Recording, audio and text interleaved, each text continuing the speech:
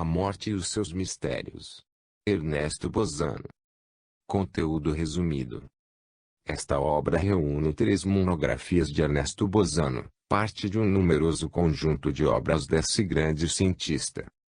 Ernesto Bozano dedicou uma vasta pesquisa no estudo sobre esta mediunidade de efeitos físicos, transfiguração, através da coleta de casos ocorridos com determinados médiuns em diversos países da América e da Europa. A transfiguração consiste na mudança do aspecto do corpo do médium, o que significa imprimir em sua matéria semelhanças de fisionomia, expressão, olhar e até mesmo timbre de voz, que varia de acordo com o grau moral do espírito e também no médium.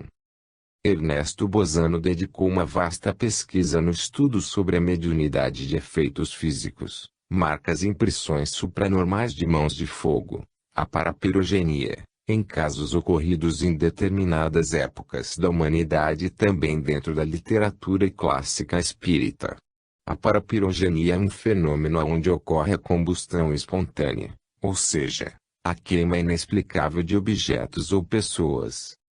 Ernesto Bozano nos leva a conhecer diversos tipos de casos onde a proeminência da morte está por acontecer e durante a crise de separação do espírito e do organismo somático, aonde se passam, diante da visão espiritual do agonizante, como em visão panorâmica, isto é, na sucessão mais rápida e quase instantânea, todos os episódios da vida terrestre do moribundo. Eles desfilam em ordem regular, seja em sentido inverso, seja em sentido direto, começando então na primeira juventude e chegando aos últimos dias da vida, e se apresentam objetivamente, em forma pictográfica. Prefácio. Ler um livro de Ernesto Bozano é a penetrar em um mundo desconhecido e conhecer faces novas da doutrina dos espíritos, é iluminar-se o leitor de conhecimentos nobres e extremamente belos, os quais vivem a cada passo em nosso derredor sem que sequer os suspeitemos. Infelizmente, porém, esse admirável analista espírita, bom, desinteressado, humilde de coração e generoso como todo iluminado a serviço da verdade divina, é desconhecido da maioria dos espíritas que pouco se dedicam ao conhecimento das obras doutrinas clássicas, e fogem à pesquisa bem orientada. Ernesto Bozano é um mestre eminente, uma base sólida para o prosseguimento da pesquisa, digno de ser conhecido e entendido por nós outros, que apenas vemos e sentimos os fatos, sem poder classificá-los na sua verdadeira categoria científica. A questão, longe de haver terminado, permanece aberta aos progressos dos estudos psíquicos. Trechos do artigo Música Transcendental do Sr. Frederico Francisco, publicado no número de junho de 1976 do jornal Obreiros do Bem, órgão de comunicação da Associação Espírita Obreiros do Bem, do Rio de Janeiro. Ernesto Bozano, o grande mestre da ciência da alma, escreveu os trabalhos constantes deste volume nos tempos áureos do espiritismo científico, isto é, quando se procuravam provas concretas da sobrevivência da alma e de sua comunicação com os vivos da Terra. Hoje, particularmente no Brasil, parece que se bastam as obras mediúnicas, esquecendo-se de que há ainda muita gente incrédula, os tomés de todos os tempos. Estes querem provas e, se as sessões de efeitos físicos rareiam, temos estes admiráveis trabalhos de Bozano que vimos traduzindo e publicando. Isto vimos fazendo principalmente porque, depois da Grande Guerra Mundial, travada, em grande parte, na Europa, o espiritismo, com as pesquisas psíquicas, devido a ditaduras políticas e religiosas, lá desapareceu quase por completo, sendo mesmo proibido em Portugal e na Espanha, e, na Itália, terra do grande Bozano, só pôde surgir mais tarde apenas com o nome de metapsíquica. Tivemos, por nossa vez, um espiritismo de catacumbas, como os primeiros cristãos.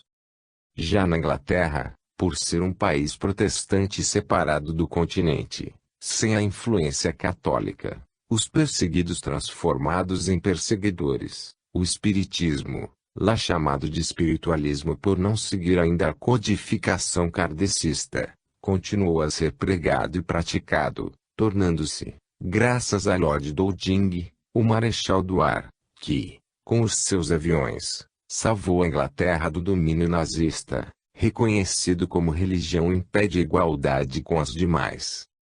Como, de livros de espiritismo científico, só podemos ler alguns em tradução no português, a não ser que conheçamos o inglês, pois são muitos os publicados na Inglaterra e nos Estados Unidos da América. Certos estamos de que, traduzindo e publicando mais algumas das estupendas monografias do grande mestre da ciência da alma, estamos contribuindo muito para a manutenção dos alicerces do magnífico edifício que vem sendo construído para a elevação do homem no planeta Terra. Estas singelas palavras são de um velho advogado da sobrevivência, que nunca cobrou nem espera receber honorários de qualquer espécie. Dever cumprido, apenas. Francisco Clorso Werneck. Impressionantes fenômenos de transfiguração. O primeiro a tratar dos fenômenos de transfiguração foi Allan Kardec, que, no Livro dos Médiuns capítulo 6, número 122, assim os define. Os fenômenos de transfiguração consistem na mudança de aspecto do corpo de um vivo. Contudo, quase sempre a mudança de aspecto é circunscrita aos traços do rosto do médium, mudança que pode consistir em uma transfiguração do semblante, por contração e adaptação dos músculos faciais, contração determinada por uma vontade qualquer, subconsciente ou extrínseca, como pode resultar uma transfiguração do semblante, no qual já se encontre um princípio de materialização ectoplásmica sob a forma de barba, de bigodes, de sinais, de cicatrizes, ou outros característicos, surgidos inesperadamente sobre o rosto do médium ou também de uma completa máscara sobreposta a mesmo.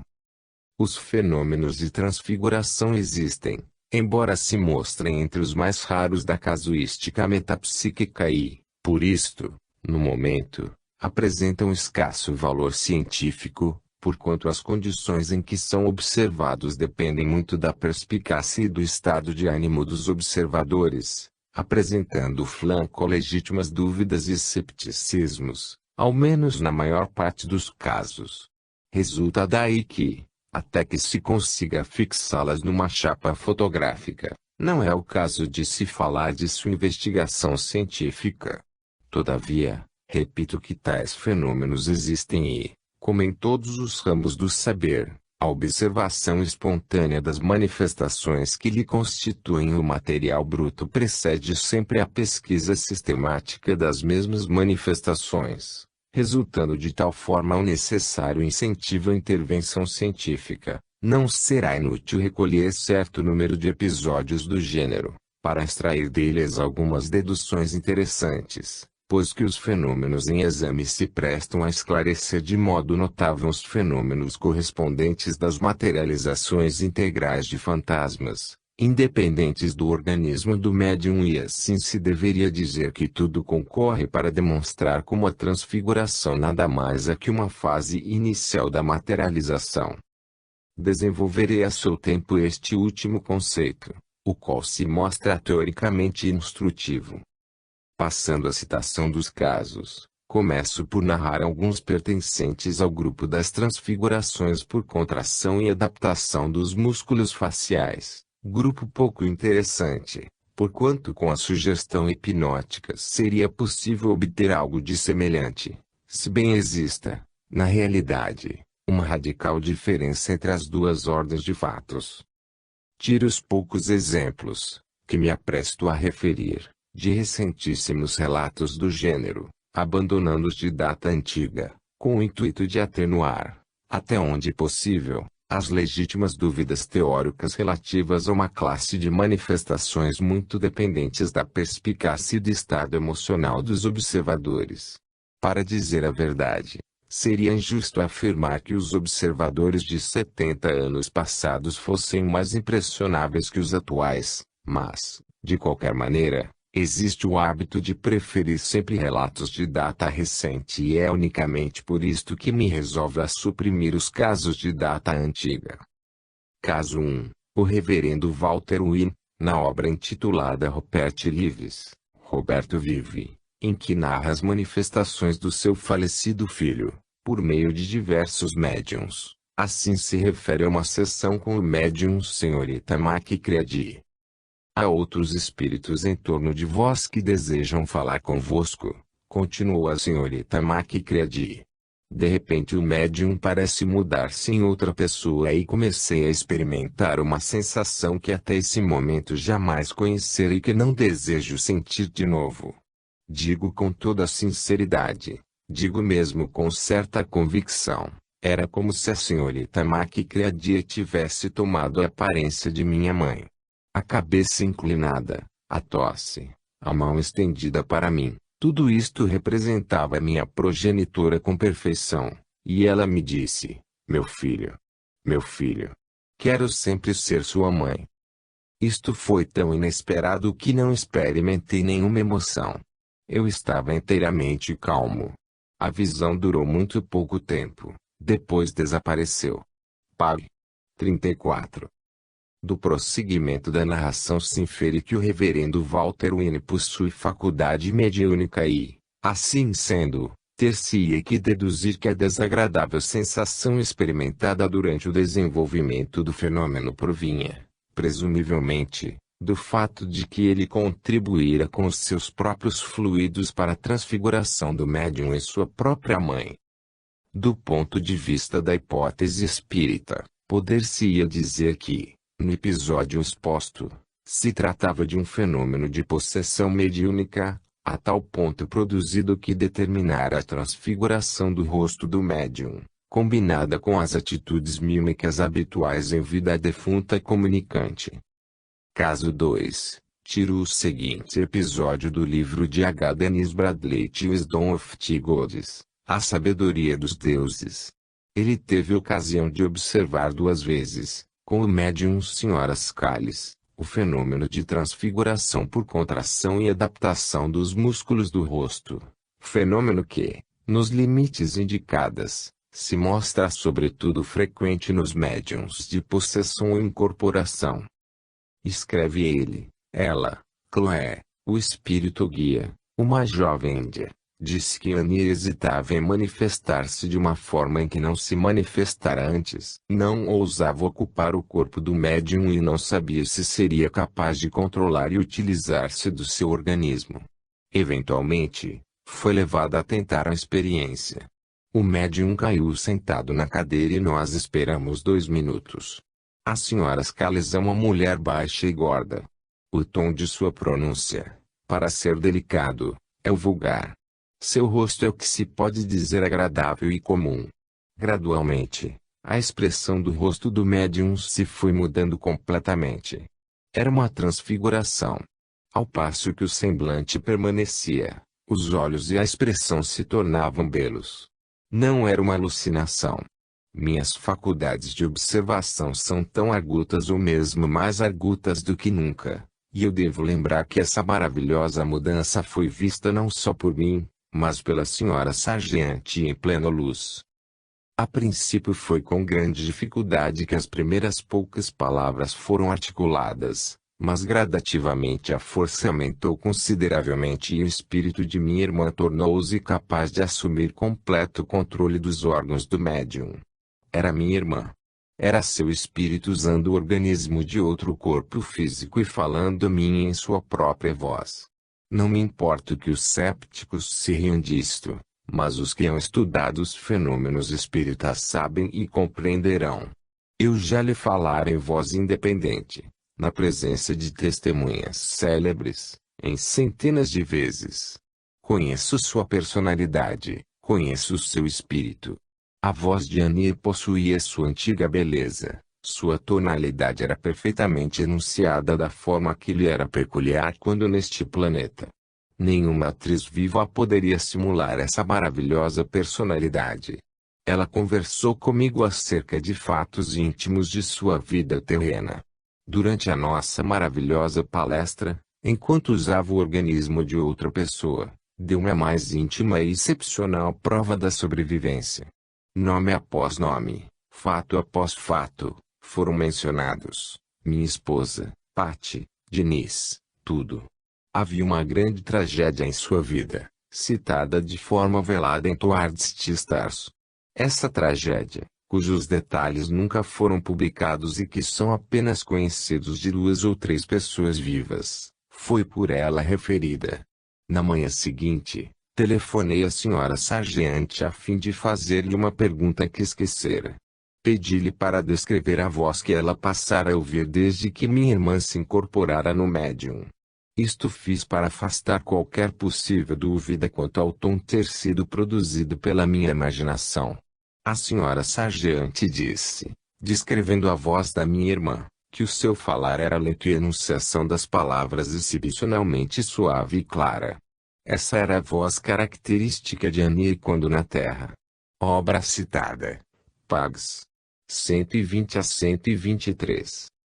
No episódio exposto, a transfiguração do rosto se mostra menos desenvolvida que no caso precedente, limitando-se a uma transformação da expressão animada de um semblante, mas em compensação à transformação da tonalidade vocal, com perfeita reprodução da voz de uma defunta, transformação que representa um notabilíssimo fenômeno em demonstração da realidade da incorporação mediúnica ocorrida.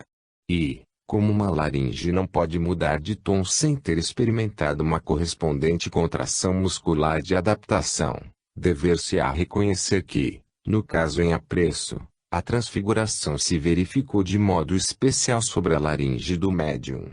Observo a tal respeito que, na hipótese de um real fenômeno de possessão mediúnica, dever-se-ia presumir que tais processos de transformação temporária dos órgãos dos médiuns nos órgãos homólogos do defunto comunicante são obra de um despertar automático daquela misteriosa força organizadora que plasme os seres vivos, força organizadora que, sendo uma faculdade do espírito, sobreviveria à morte do corpo e, em consequência, operaria nos casos análogos aos expostos, determinando os fenômenos de transfiguração dos órgãos e dos membros dos médiuns, sem que necessário fosse pressupor uma ação direta, intencional, dos defuntos comunicantes. Ao mesmo tempo, os automatismos de tal natureza, reprodutores da voz ou do rosto de um defunto, implicariam e demonstrariam a realidade do fenômeno da possessão ou incorporação temporária, no médium, do espírito que se diz presente. Caso 3. Tomo este episódio a link 1921, pag. 719, e quem o narra é Dr. Ellis Powell, personalidade bastante conhecida no campo das investigações metapsíquicas. Escreve ele. Há algumas semanas achava-me em Preston, e tive a ocasião de entrar em relação com a personalidade mediúnica do Dr. Bancroft, a qual se manifesta por intermédio do médium H.B. Tiller, de Preston, e a forma por que se manifesta o transe do médium, com transfiguração completa do rosto. O Dr. Bancroft informou ter sido médico de grande clientela e falecido no ano de 1837. Forneceu detalhes sobre sua própria carreira terrena, os quais foram reconhecidos verdadeiros, compulsando-se publicações médicas do período indicado. Havia 4 pessoas presentes além do médium, minha mulher, minha irmã, minha mãe e eu. Não se fizeram preparativos especiais. Sentamo-nos em semicírculo em torno do médium, sem abaixar as persianas, de modo que o sol dardejava no quarto. Depois de cerca de 10 minutos de uma conversação de ordem geral, o médium deu sinais de passar ao estado de transe e com isto assistimos a um fenômeno estupefaciente. No espaço de 3 ou 4 minutos seu rosto se transformou a tal ponto que, se não houvesse assistido por inteiro ao processo de transfiguração, observando-a de perto e em plena luz, não o teria mais reconhecido pelo mesmo indivíduo. Ocorrido isto, o Dr. Bancroft beijou as mãos das 3 senhoras com estudada cortesia do século XVIII, e logo depois iniciou seu trabalho de médico consultado. Tive cuidado de nada dizer acerca dos sintomas de minha moléstia e da sua presumida natureza, pois que ele próprio descreveria tudo, e com isso me poria em situação de poder julgar se estava ou não plenamente informado a respeito. Tomou-me uma das mãos por alguns instantes, e logo começou a descrever, de modo exatíssimo, estupefaciente, os sintomas do meu mal, que me mantinham sob viva preocupação. Depois me dirigiu perguntas, as quais subentendiam conhecimento a meu respeito que ninguém no mundo podia saber. Em seguida, assegurou-me que em mim não existiam moléstias orgânicas, mas que se tratava de uma desordem funcional acentuada, que descreveu em termos de fisiologia. Depois ditou as prescrições.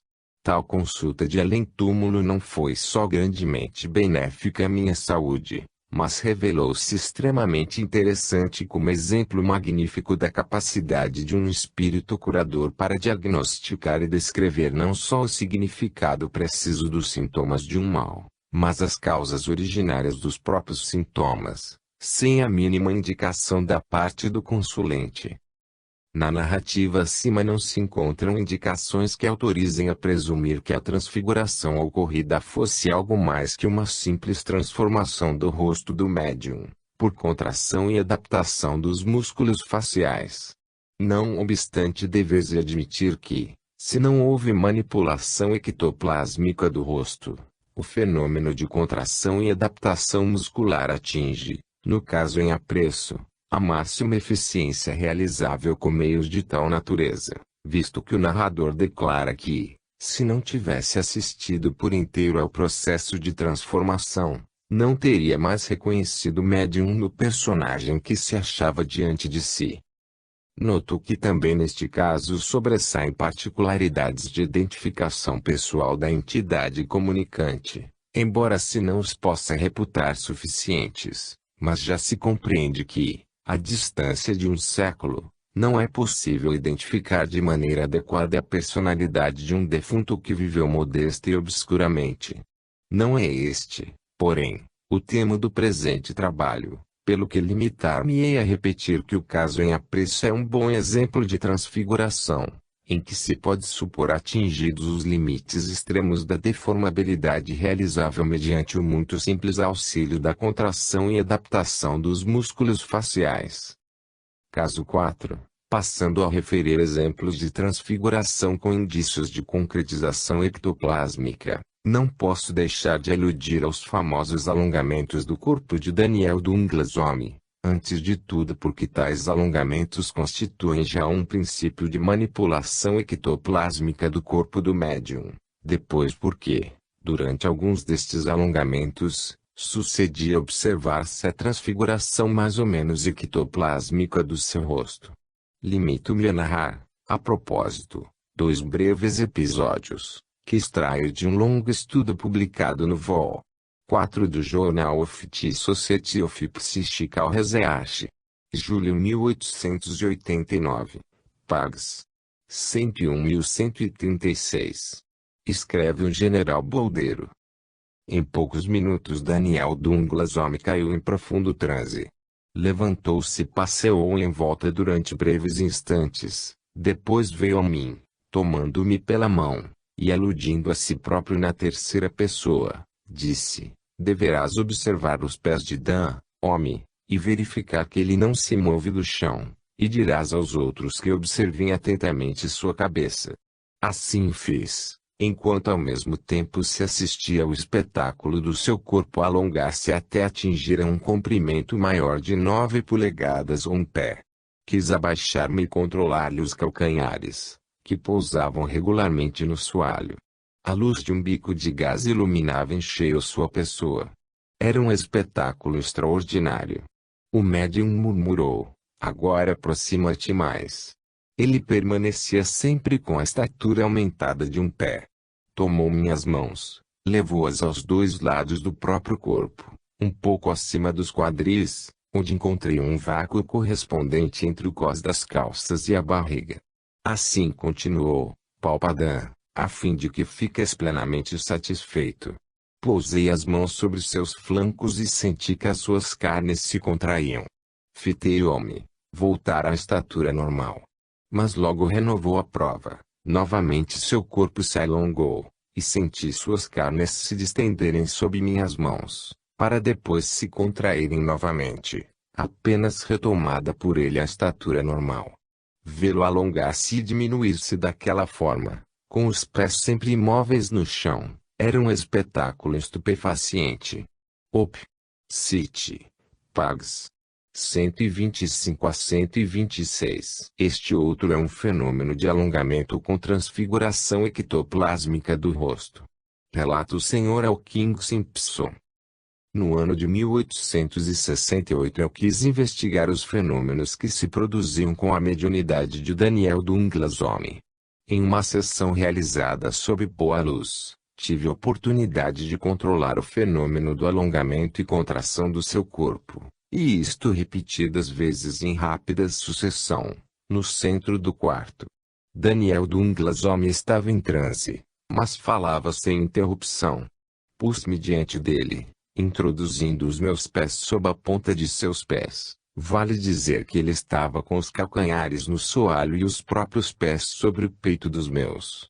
Depois coloquei sobre as nossas cabeças um grande caderno de música e entreguei-me à observação do seu rosto. Ao mesmo tempo Lord Crawford, depois Lord Lindsay, apalpava-lhe os músculos e as pernas, vigiando atentamente a barriga do médium, que se elevava lentamente 2-3 polegadas acima da cintura para, após, voltar ao primitivo tamanho.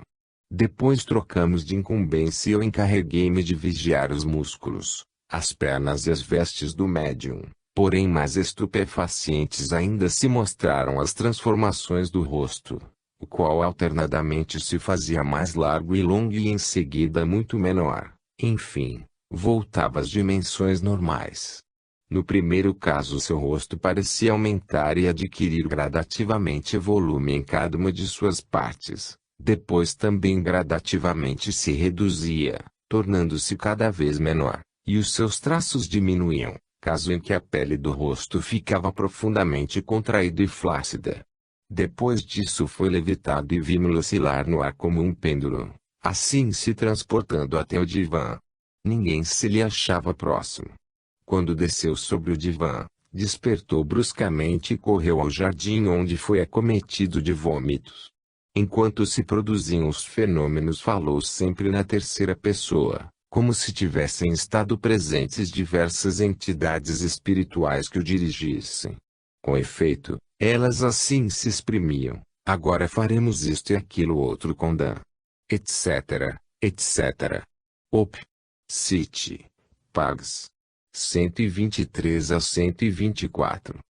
Tendo em vista este último episódio, não padece dúvida de que, no caso de Daniel Douglas Home, não se tratava de transfiguração por contração e adaptação dos músculos faciais, mas de um verdadeiro e adequado processo de concentração ou manipulação ou materialização ectoplásmica, o que é sobretudo demonstrado pela importante particularidade da pele do rosto do médium, nos processos de diminuição do mesmo rosto, se mostrar profundamente contraída e flácida, indício certo de subtração de substância ectoplásmica, em quantidade considerável, das tecidos do rosto do médium.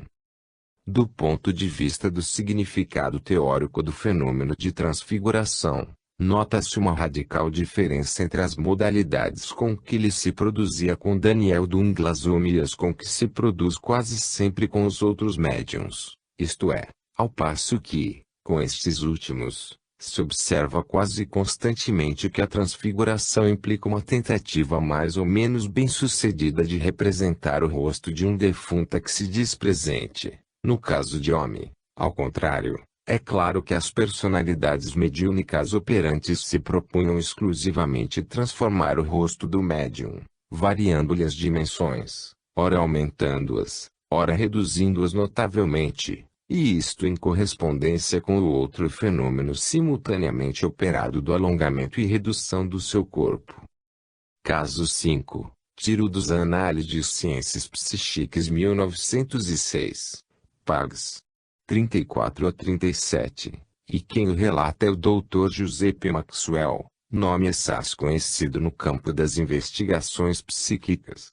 O diretor da revista, Sr. Cesare de Vesme, esclarece: o caso foi comunicado ao Dr. Maxwell por um eminente magistrado seu colega, que não deseja seja revelado seu nome. Todavia, se houver investigadores sérios que desejem conhecer os nomes dos dois percipientes, bem como da cidade em que se produziu o fenômeno, o Dr. Maxwell tudo revelará interessados. Esta narrativa do protagonista: meu pai era doutor em medicina e sempre exerceu a profissão numa vila do sul da França.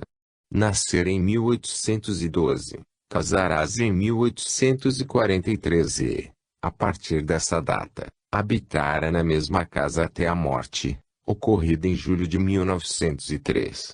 Aos primeiros dias de janeiro de 1903, meu pai foi assaltado pelos sintomas da moléstia que, 6 meses depois, devia levá-lo ao túmulo. Cerca de 2 meses antes da sua morte, eu me encontrava no seu quarto às 8:30 da noite. Ele dormia na sua poltrona ao lado da chaminé e eu me sentara diante dele, vigiando-lhe o sono. Estávamos sós, e não tardei a perceber que a sua fisionomia ia gradativamente assumindo um aspecto que não era mais o seu, até que chegou um momento em que verifiquei, positivamente, que seu rosto se transformara no de minha mãe. Dir-se-ia que sobre o rosto de meu pai se colocara a máscara de minha mãe. Note-se que, desde muito tempo, faltavam inteiramente ao meu pai os supercílios, mas naquele momento, acima de seus olhos fechados, se desenharam as vastas sobrancelhas negríssimas que minha mãe conservara até os últimos dias de vida. As pálpebras, o nariz e a boca se haviam tornado os de minha mãe. Não obstante, seu rosto parecia consideravelmente maior, mas devo observar a respeito que, no período pré-gônico, o rosto de minha mãe se hipertrofiara notavelmente, até atingir aproximadamente as proporções assumidas pela efígie que aparecia diante de ruim. Observo, além disso, que a própria efígie reproduzia mais fielmente o semblante dela do que poderia ter feito se acaso houvesse reproduzido o seu rosto alterado pela moléstia. Meu pai usava os bigodes e a barba em ponta muito curta. Barba e bigodes permaneceram, mas, contrariamente ao que se poderia supor, contribuíam eficazmente para completar os traços maternos. A aparição manteve-se intacta por 10 ou 12 minutos. Depois, lentamente se dissipou e meu pai retomou os traços normais. 5 minutos depois despertou, e eu perguntei-lhe se sonhara porventura com sua esposa. Respondeu negativamente. Durante a manifestação do fenômeno eu fiquei imóvel, a observar o espetáculo que se me deparava, abstendo-me de estender a mão para tocar a aparição, isto por temer que se dissipasse. Com efeito, meu pai contara ter visto minha mãe várias vezes e ter sempre se arrependido por ceder ao impulso instintivo que o impelia a abraçá-la, ato que determinara sempre a desaparição instantânea do fantasma. Eu provavelmente teria atribuído importância muito relativa à aparição por mim observada, pois que me teria facilmente convencido de haver sido vítima de uma alucinação, mas ouvi isto, não fui o único a vê-la. Durante a aparição, a criada de meu pai, uma moça de 31 anos, a qual minha mãe, no leito de morte, recomendara velar por meu pai, entrara no quarto e eu me limitara a dizer-lhe: Joana, olha meu pai adormecido. Ela exclamou: oh! Como se assemelha à pobre senhora. Estupefaciente. Extraordinário. Logo, não era eu vítima de uma alucinação, pois que se Joana viu e reconheceu a aparição é sinal de que a mesma era objetiva. Resulta daí que a natureza coletiva da visão ocorrida, tendo-me dado certeza sobre a realidade da mesma visão, fez com que eu ficasse profundamente impressionado e, se eu vivesse 100 anos, jamais a esqueceria. Em seguida, perguntei a mim mesmo se teria sido o rosto de meu pai que se transformara a ponto de tomar os traços de minha mãe, ou se, ao contrário, Uma máscara do rosto de minha mãe se teria sobreposto ao semblante paterno. O que me faz pender para esta última hipótese é a particularidade dos vastos supercílios maternos que eu percebi nitidamente nos traços da aparição. Ora, se pode admitir que o semblante de um marido, após uma longa coabitação, possa algumas vezes assemelhar-se ao da mulher, o que no caso de meu pai estava longe de se ter dado, não parece possível admitir-se que os supercílios de um surjam sobre o semblante do outro que era totalmente privado de supercílios. Devo não obstante acrescentar que o fenômeno por mim observado não desapareceu subitamente, isto é, pareceu-me que o rosto de meu pai retomava gradativamente, por pequenas zonas, o seu aspecto normal.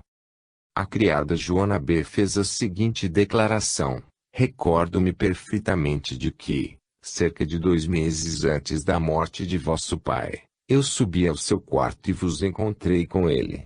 Vós me dissestes, Joana, olha meu pai adormecido, e eu logo exclamei, ó, como se assemelha à pobre senhora. É estupefaciente. É uma coisa extraordinária. Confirmo que vosso pai, no curso da sua última enfermidade, repetiu-me muitas vezes ter visto em várias ocasiões a aparição de sua esposa, acrescentando ter se arrependido de haver estendido as mãos para traí-la a si, pois que, assim agindo, provocara sempre a sua instantânea desaparição. Assinado, Joana B., esposa de E.R. O caso exposto é de natureza espontânea e não experimental ou mediúnica e, como se viu, realizou-se a aproximação da morte do protagonista, o qual tivera, precedentemente, várias visões do fantasma daquela que chegou a materializar a própria efígie, transfigurando seu rosto. Circunstâncias estas todas a que não falta valor sugestivo, tendo em vista o fato de que os casos de aparição de defuntos no leito de morte são relativamente comuns e que entre eles são relativamente frequentes os casos percebidos coletivamente ou sucessivamente por várias pessoas, circunstância que confere certeza a respeito da sua objetividade. Daí resultaria que o caso em apreço poderia ser classificado como um episódio de aparições reiteradas de uma defunta no leito de morte do marido, com o acréscimo de uma manifestação física complementar, sob forma de transfiguração do rosto do enfermo e isto, presumivelmente, com o objetivo de fazer-se notar também pelo filho. Do ponto de vista probatório é de notar no caso em apreço a feliz circunstância de ter sido visto o fenômeno de transfiguração coletivamente por 2 testemunhas, e como a criada Joana não percebera a efígie da defunta logo ao entrar no quarto, circunstância que exclui a existência nela de estados passionais predisponentes de alucinação por influência de circunstâncias. Deve-se reconhecer que a objetividade do fenômeno se mostra desta vez provada de maneira cientificamente adequada. Sob um outro ponto de vista, manifesto é que o fenômeno de transfiguração não poderia ser esclarecido com a hipótese por demais simplista da contração e adaptação dos músculos faciais. Serve especialmente para demonstrá-lo o fenômeno dos nigérrimos supercílios maternos aparecerem sobre a cara do enfermo, desprovido de sobrancelhas. Deve-se, portanto, concluir que se está em presença de um caso de transfiguração com notáveis rudimentos de materialização e adaptação de substância ectoplásmica ao rosto do indivíduo. Com relação à observação do narrador, segundo a qual o fenômeno não se tendo dissipado repentinamente havendo o rosto paterno retomado gradativamente sua própria expressão, significando isso que os fatos não pareciam conciliar-se com a hipótese de uma máscara ectoplásmica sobreposta ao rosto paterno, noto que os fatos poderiam, ao contrário, conciliar-se muito bem com tal hipótese, com a condição única de se não tomar ao pé da letra as palavras com que se definiu a hipótese. Vale dizer que não se deveria pensar na existência de uma máscara móvel de ectoplasma colocada sobre a cara do paciente, mas certamente na existência de uma substância ectoplásmica distribuída e integrada, por pequenas zonas, nas tecidos do seu rosto, isto é, nos pontos em que os traços fisionômicos deveriam ser modificados, caso em que nada impediria de se presumir que a máscara ectoplásmica pudesse dissipar-se gradualmente, zona por zona. Como quer que seja, preciso é considerar que tudo concorre para demonstrar que o fenômeno de transfiguração ectoplásmica se mostra quase sempre combinado com as outras modalidades de manifestação do mesmo fenômeno, no sentido de que, para completar a concretização da máscara ectoplásmica, tanto podem contribuir o fenômeno da contração e adaptação dos músculos faciais, quanto o outro fenômeno da subtração de substância viva aos tecidos do rosto, e isto com o escopo de reduzir-lhe ou remodelar-lhe alguns traços, adaptando de tal forma a máscara do defunto que se deseja representar. Ter-se-ia, portanto, de concluir que, nos casos de completa transfiguração do rosto de um vivo, concorrem todas as modalidades de manifestação que o fenômeno comporta, modalidades combinadas harmonicamente umas com as outras, por uma vontade operante, subconsciente ou extrínseca, servida automaticamente por aquela mesma misteriosíssima força organizadora que preside, na natureza, a organização dos seres vivos. Casos 6 e 7. A Condessa Helena Maynard, nome fartamente conhecido pelos cultores de investigações psíquicas de 40 anos passados, era um poderoso médium. Ela enviou ao Congresso Espiritualista de Londres, do mês de junho de 1898, uma longa relação dos fenômenos obtidos em seu próprio círculo familiar, com sua mediunidade combinada com a da baronesa Rosenkrantz, também muito notável médium, círculo em que eram frequentes os casos de transfiguração. O relato em apreço foi publicado integralmente pela Light, da qual faço o seguinte extrato: 1898, pág. 471. A Condessa Maynard escreve o que se segue. Numa noite de inverno do ano de 1898, obtivemos fenômenos muito interessantes. Achavam-se presentes a baronesa Rosenkrantz, o general Giugiani, com sua esposa, o Dr. Wisławski, meu marido e eu. Uma lâmpada vermelha, colocada sobre a mesa, iluminava nossos rostos. A baronesa Rosenkrantz estava de pé, atrás da minha cadeira, fazendo passes magnéticos sobre minha cabeça e ombros, quando, de repente, meu esposo, que estava sentado defronte, exclamou: "Não vejo mais minha mulher." Por sua vez o general Giugiani observou. Disse-ia que a condessa desapareceu. O Dr. Wisławski declarou que também não me via, mas que percebia no meu lugar uma coluna de substância escura. Eu ouvia perfeitamente suas exclamações, porém, por mais que tentasse, não lograva articular uma palavra, embora não houvesse deixado um só momento de ver os assistentes, os quais continuavam discutindo acaloradamente o fenômeno da minha desaparição, quando repentinamente me viram reaparecer, mas com o rosto de outra pessoa. Meu marido exclamou assustado: "Oh! Esta não é minha senhora." A baronesa Rosenkrantz inclinou-se para mim, olhou-me fixamente de perto e disse: "Reconheço as feições de Helena Blavatsky." Pouco depois a máscara da Blavatsky desapareceu e tornei a ser eu mesma, reconhecida como tal por todos os assistentes, com grande satisfação. Eis, porém, que, por seu turno, a baronesa Rosenkrantz é envolvida em um influxo mediúnico e, sentando-se junto de mim, exclama: "Olha com atenção meu rosto." Transcorridos uns breves instantes, vimos transformar-se o seu semblante, que se tornou muito jovem, ao passo que a baronesa era um tanto entrada em anos. Acreditei por um momento ser vítima de uma alucinação, pelo que me dirigi ao Dr. Wisławski, perguntando-lhe o que estava vendo.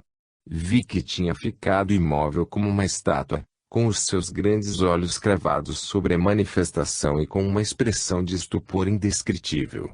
Respondeu-me: "Este é o rosto de uma jovem a quem eu conheci intimamente há 20 anos." Tais são os episódios de transfiguração relatados pela Condessa Maynard.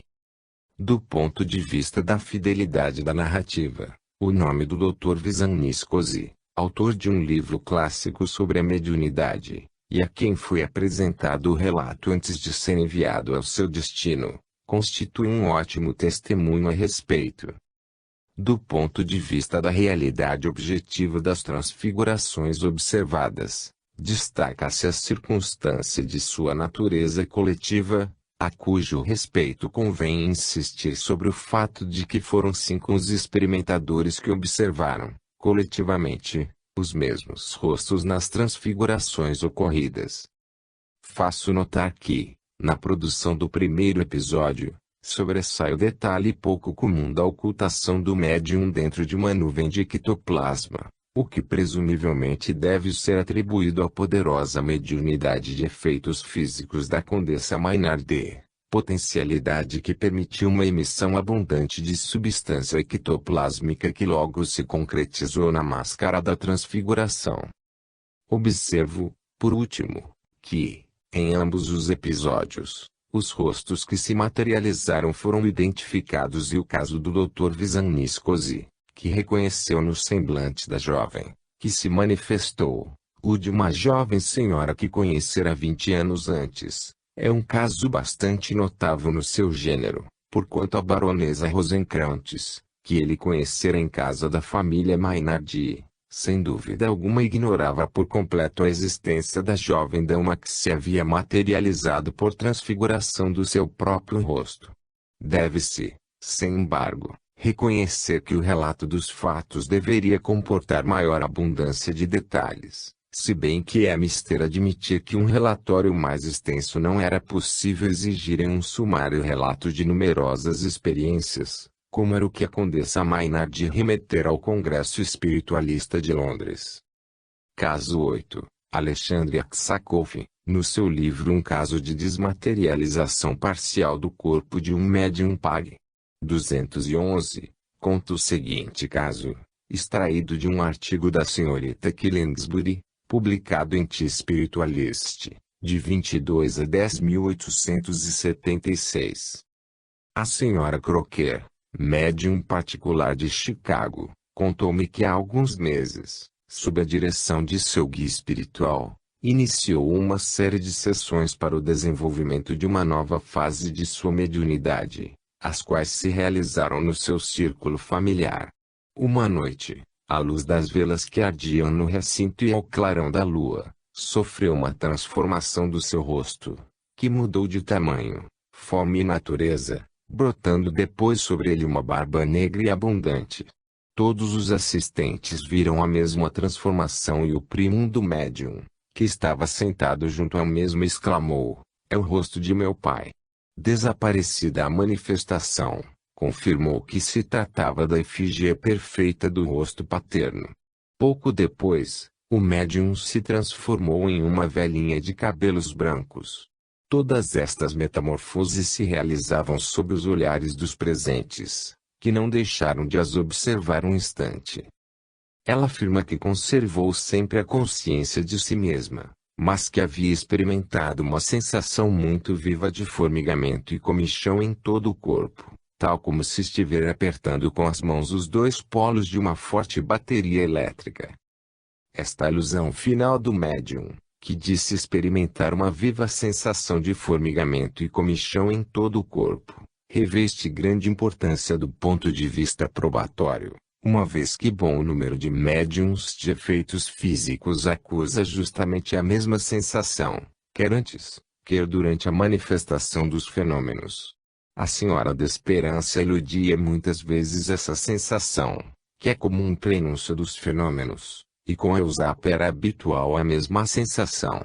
Quando durante as nossas experiências de 3 anos, em Gênova, com o professor Morcelli, ouvíamos o médium acusar a sensação de comichão em todo o corpo, ficávamos na expectativa, pois sabíamos, por prática adquirida, que era o prelúdio da produção dos fenômenos. Repito, portanto, que do ponto de vista probatório, Essa espécie de detalhes secundários adquire não pouca importância em favor da legitimidade dos fatos, pois eles pertencem a um gênero que um médium fraudulento, como também um narrador infiel, não pensam em assinalar. E bem-vindas sejam estas observações no que concerne ao episódio exposto, em que o relato de segunda mão e a falta de detalhes não podem satisfazer do ponto de vista probatório.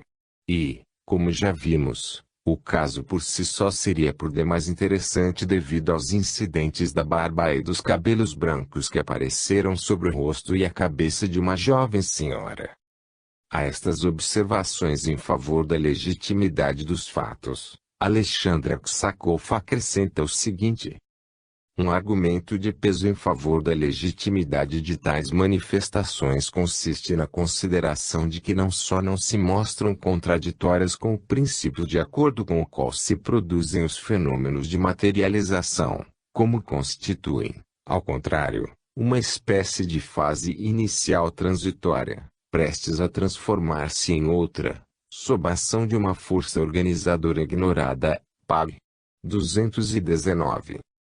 Caso 9. No livro autobiográfico do médium Sra. Rousseau Davies, de Clairvoyance of Bessie Williams, a clarividência de Bessie Williams, publicada com selo de grande amiga Sra. Florence Marriott, lê-se, entre outras coisas, que o referido médium possui a pouco invejável faculdade de provocar fenômenos de assombramento cada vez que permanecia em alguma casa onde tivesse ocorrido, no passado, cenas de sangue. Sucedeu que, tendo o médium adquirido uma casa de verão, onde se alojara com a sua família, não tardaram a manifestar-se fenômenos de assombramento muito importunos como sejam, ruídos insistentes de passos pesados, que deambulavam pela casa, de lutas e de combates violentos, seguidos de quedas de corpos ao solo. Certa noite produziu-se um fenômeno impressionante de transfiguração do rosto da senhora Rousseau Davies, descrevendo a seu esposo nos seguintes termos: estava eu sentado à mesa da sala de jantar e minha senhora diante de mim, com o menino nos braços. De repente ela exclamou: sinto como se me tivessem ferido em um braço. Oh! Que dor! Fiz-lhe observar, minha querida, são dores reumáticas.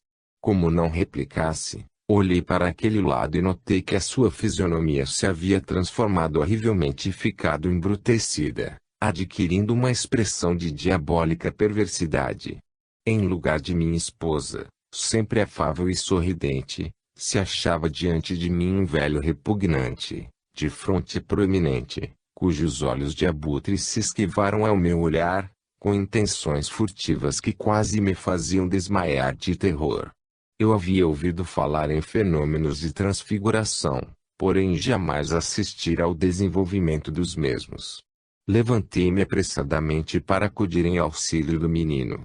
O braço de minha esposa o foi deixando lentamente nos meus, ao mesmo tempo que a sua outra mão se estendia sinistramente para uma faca que estava sobre a mesa e que eu me apressei a pôr fora do seu alcance. Pouco depois minha senhora suspirou profundamente, e, com grande regozijo para mim, vi que o seu rosto voltava ao estado normal. Averiguou-se, logo depois, que alguns séculos antes, aquela casa fora uma hospedaria, cujo dono, quando se lhe mostrava propícia a ocasião, assassinava os hóspedes para roubá-los. Naturalmente, depois do referido fenômeno de transfiguração, os Rousseau Davies apressaram-se em abandonar a casa. Também neste episódio, como em outros já relatados, dever-se-ia admitir que o fenômeno de transfiguração do rosto do médium no de um velho repugnante, de fronte proeminente com olhos de abutre, teve origem na combinação das diversas modalidades de produção que os mesmos fenômenos comportam, contração e adaptação dos músculos faciais, distribuição de ectoplasma ou subtração de substâncias vivas nas zonas a serem modificadas no rosto do médium. Do ponto de vista da hipótese espírita, mostrar-se-ia sugestiva e instrutiva a causa determinante do fenômeno de transfiguração, que se realizara pelo fato de encontrar-se o médium em um ambiente onde outrora haviam ocorrido vários crimes, ambiente que se tornou assombrado tão somente devido à presença de uma sensitiva que, mediante seus fluidos exteriorizáveis, tornara possível a produção dos usuais fenômenos de assombramento, isto é, tornara possível a manifestação aos vivos, na forma que se mostrara realizável, dos protagonistas dos dramas que se verificaram em um determinado ambiente. Casos X e 11, no número de julho de 1930 da revista inglesa The Occult Review, o Sr. R. M. Sedigol que relata uma série de experiências obtidas em seu círculo familiar, com sua própria mediunidade combinada com a de uma senhora a quem denomina Senhora A. Entre outros cita 2 casos de transfiguração alternante, nos quais se materializou 2 vezes efígie do seu avô, a primeira vez, com a mediunidade da senhora e a segunda, com a sua própria mediunidade. Eis quanto é pelo mesmo relatado: numa tarde de inverno, fui visitar a senhora A, que possui muito notáveis faculdades mediúnicas. Encontrei-a sentada junto ao fogão, onde ardiam alguns carvões, porém sem chama, e irradiando em torno uma forte luz vermelha. A luz do dia havia desaparecido quase completamente, deixando o quarto em plena obscuridade, salvo um amplo círculo em volta do fogão. A senhora se achava muito perto do fogo, de maneira que seu rosto aparecia vivamente iluminado. Conversamos durante um bom pedaço de tempo, logo fizemos uma pausa que se prolongou durante 2 ou 3 minutos, após o que lhe fiz uma pergunta, sem obter resposta. Ao mesmo tempo notei que a minha amiga respirava ruidosamente e, olhando-a fixamente no rosto, verifiquei que sua fisionomia, assim como a sua respiração, não davam mostras de achar-se em um estado de sonolência normal. Fiquei, pois, à espera de alguma manifestação e tal como ocorre com frequência em nossas experiências a manifestação teve lugar, mas, por certo, mais distinta do que eu podia esperar. Enquanto eu vigiava atentamente a médium, percebi que o seu semblante é lenta, mas positivamente se transformando. O oval do rosto, as linhas, os traços da fisionomia já não eram os mesmos tão familiares para mim. Logo se produziu improvisadamente a transformação final, desaparecendo também o nariz aquilino da senhora A, vendo-me diante de um rosto de homem. Com indescritível assombro reconheci nessa cara a reprodução perfeita do meu avô. Fiquei a tal ponto impressionado que deixei escapar um grito de estupor, o que determinou a instantânea desaparição do fenômeno e diante de mim ficou a senhora A, já desperta, a qual se apressou a pedir-me desculpa por haver dormido, incorrendo em uma falta de atenção. Nada lhe disse de quanto havia ocorrido, pois eu esperava que esse fenômeno teria ulteriores desenvolvimentos e sabia por experiência que as manifestações adquiriam maior valor teórico quando o médium ignorava os antecedentes. Transcorreu algum tempo, e outra vez se produziu o inesperado, que, provavelmente, se realizou por ter se reproduzido casualmente uma idêntica situação de ambiente. Com efeito, eu de novo me achava sentado ao lado da senhora A, na sala de jantar, junto do fogão, onde ardiam vivamente, mas sem chamas, alguns tições, que irradiavam em torno uma brilhante luz vermelha. Achava-se então também presente a filha da senhora. Não tardou que eu notasse não serem as condições de ambiente inteiramente normais, sentindo um gelado sopro de ar que, baixando do teto, me envolvia a cabeça. Esta última circunstância, unida às demais sensações subjetivas, me induziram a vigiar atentamente o que estaria ocorrendo com relação à senhora A. Reparei, porém, que por sua vez ela me fitava com uma expressão de grande assombro. Transcorrido algum tempo ela falou por fim, explicando que, alguns momentos antes, meu rosto havia desaparecido debaixo da máscara de outro rosto muito mais velho, de olhos claros e pele corada, com uma massa compacta de cabelos branquíssimos. Ao mesmo tempo, tivera a impressão subjetiva de que era meu avô que se manifestava. Sua filha, que estava sentada atrás de mim, nada havia visto, naturalmente, de tal transfiguração, mas ficara alguns momentos perplexa ao ver uma espécie de emanação de luz lunar em torno da minha cabeça. O que mais me surpreendeu em tudo isto foi o fato de a senhora nada saber, em absoluto, a respeito de meu avô, apesar do que me descreveu com muitíssima fidelidade. Era, pois, inegável que ele percebeu